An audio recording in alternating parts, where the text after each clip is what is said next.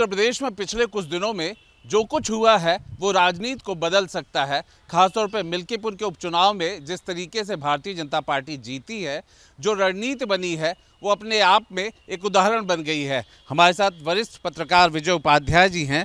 मिल्कीपुर को लेकर के अगर बात करें तो क्या बीजेपी की कोई पर्टिकुलर स्ट्रेटेजी बनी थी?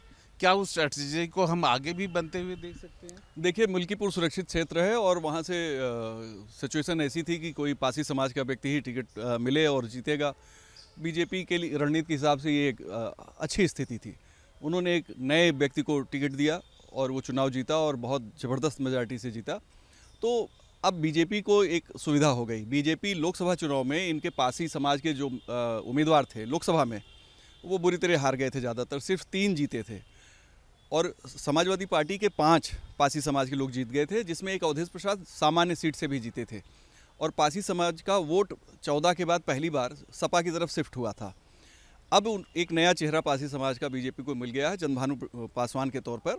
और बीजेपी, मुझे ऐसा लगता है कि इस चेहरे को भुनाने की कोशिश करेगी और जो ज़मीन उनकी पासी समाज में खो गई थी उसे वापस रिकवर करने की कोशिश करेगी चंद्रभानु को आगे करके। चूँकि 2027 के लिहाज से उत्तर प्रदेश में जो 66 जातियाँ दलितों की हैं, उसमें से जाटों के बाद सबसे बड़ी आबादी पासी समाज की है। और ये करीब 26-27 ऐसी सीटें हैं जहाँ पे पासी समाज ही तय करता है। और 2017 वाले चुनाव में बीजेपी से करीब 26 पासी जीते भी थे। तो बीजेपी पासी समाज के वोट को संजोएगी और संजोने के लिए उनको एक अच्छा मौका मिल्कीपुर से मिल गया है और उसे अपनी ब्रांडिंग करेगी।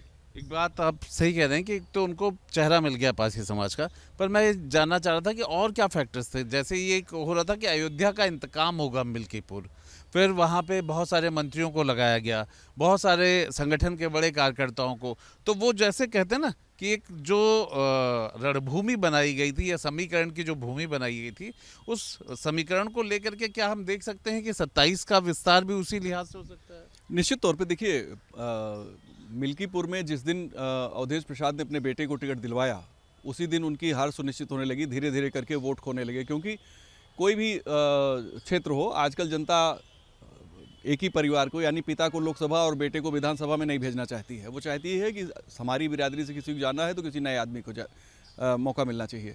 इसका नुकसान समाजवादी पार्टी को हुआ। और बीजेपी ने चूँकि बड़ी मेहनत करी और डेवलपमेंट का काम किया, चूँकि रूलिंग पार्टी हैं और रूलिंग पार्टी होने की वजह से डेवलपमेंट के बहुत से काम उन्होंने पहले ही शुरू कर दिए। चुनाव घोषित नहीं हुआ था, कम से कम 8 ग्रामीण सड़कें घोषित हो गई। ये तो मेरी जानकारी में है कि पहले ही घोषित हो गई थी।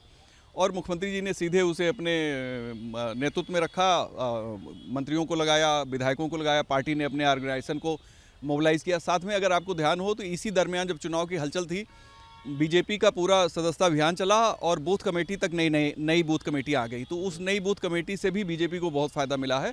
और सिर्फ नई बूथ कमेटी नहीं बनी, बल्कि इनके सोशल मीडिया प्रमुख, मन की बात प्रमुख और जो विकसित भारत प्रमुख, तमाम इनके जो नए प्रमुख होते हैं बूथ स्तर पर, वो भी बन के आ गए।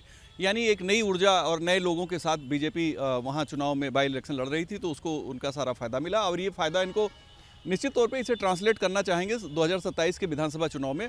इसीलिए मैंने पासी समाज की जो बात की, बहुत महत्वपूर्ण इसलिए है कि 2027 की लड़ाई में पासी समाज अगर बीजेपी के साथ रहता तो बीजेपी के लिए एक अच्छी स्थिति होगी। बहुत धन्यवाद। हमारे साथ वरिष्ठ पत्रकार जिस तरीके से विजय उपाध्याय जी बता रहे हैं कि ये सिर्फ 25 का उपचुनाव की जीत नहीं बल्कि 27 की रणनीति भी होगी। पासी समाज का एक चेहरा भी सामने आया है। और दूसरी बात है कि विकास के साथ कैसे समीकरण फायदा कर सकते हैं, मिल्कीपुर के इस उपचुनाव के नतीजों ने दिखाया है। वीडियो जर्नलिस्ट सूफी खान के साथ Alok Pandey, News Nation, Lucknow. News Nation अब व्हाट्सएप पर खबरों की ताजा अपडेट के लिए न्यूज़ नेशन के इस QR कोड को स्कैन करें।